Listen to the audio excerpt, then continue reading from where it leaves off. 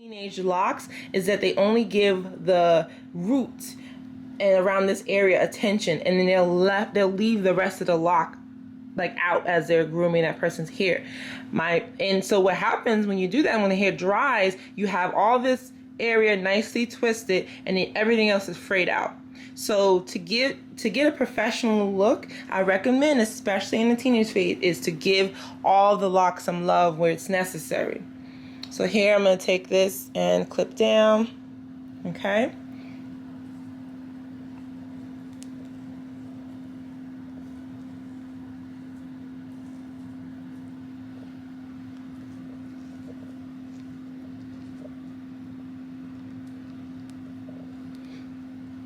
And also another common question people ask me is, what are the difference between interlocking and retwisting? So actually on this person's head, actually half and half. So over here is interlock and over here is twisted. This is actually really cool to watch. So I'm gonna go ahead, I'm gonna do this one more, and I'm gonna retwist this one, and I'm gonna show you guys the difference. So now again, I'm taking, you see that new growth, that extra frayed out hair right there? That's good stuff, you guys. You don't want to cut that. So I'm taking it and I'm giving it some love and I'm guiding it to where it needs to be. I'm moving away from the scalp. And I can take these clips and I can clip them down like that. You see that? And so if you look at the difference between the two, you don't really notice a difference, right?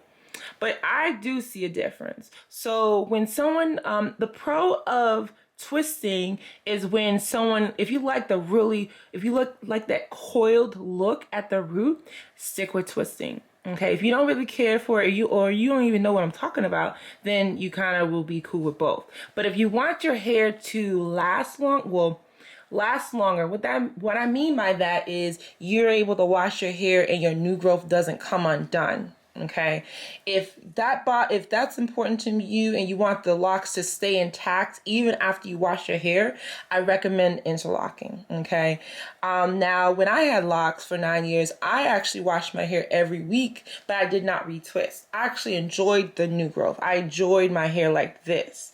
But what I did do, and what you have to make sure if you're doing that, and washing and not retwisting, you want to keep them separate with your fingers. After washing, separate them. Don't break your hair, just keep them separate because they want to be one lock, okay? So another pro and con. So when someone comes in for a consultation and asking me about the difference, if they're wanting really large locks and they want their locks to be pretty spongy, I recommend them sticking with twisting. Interlocking, in my opinion, it does make the lock more compact, and so this person normally gets interlocking, and so I think there's a misconception that locks leave holes in their hair. Well, if done properly, it does not. And I will have a course on interlocking coming out soon because I want to really make sure I teach you guys well. But when it's done properly, there's never any holes in the lock. That is the goal, okay?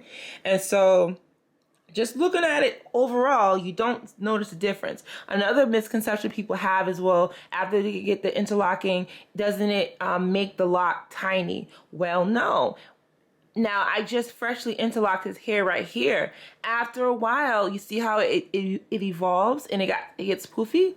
Because that's just what happens with interlocking, okay? Why would someone get interlocking? One, off the bat, is that they want to wash their hair without having to deal with new growth. They don't enjoy their new growth out, but they love locks. So that's one of the major reasons why people will come in and get interlocking. Now, why does someone start locks? Like someone asked me earlier, does interlocking skip the baby and the teenage phase? And so what I tell them is it does not, but kind of sort of. Rock with me for a second. So interlocking definitely does not get you straight to the adult phase, okay? It's kind of like you're tricking imagine a 10-year-old skipping middle school, high school, and going straight to college. They're smart, it looks like it, but there's still a child, okay? So when you are interlocking your hair, it's like it gathers all the hair up together for you, and you're able to wash your hair. I would say wait a little bit, but you have to be very careful because the hair is still not locked yet, okay? But it gives you the sensation that your hair is locked and gathered together, but you're pretty much able to do a lot more. Your hair is a lot more flexible, depending on what you're trying to do too, because in my opinion, freshly twist new baby locks are pretty flexible as well. But interlocking, I know when people have really fine hair, they start their hair with interlocking. But more so, the biggest thing the takeaway I want you guys to understand is that interlocking is not bad. It just has to be done properly. There's a lot of people that are not doing it properly. And what I mean by that, they are interlocking so that the person has a hole in their hair and they're not paying attention. And they might even be aware of it, but then they might be giggling in the shop and not paying attention. And then all of a sudden you do it wrong and you might create a lump in someone's hair too. So you have to get a professional that really takes interlocking seriously. Okay, so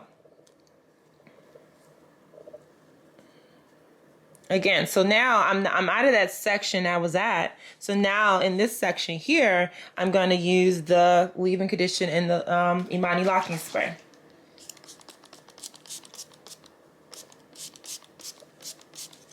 And then actually when I do this, it helps me separate the locks so that I'm not separating them when they're dry.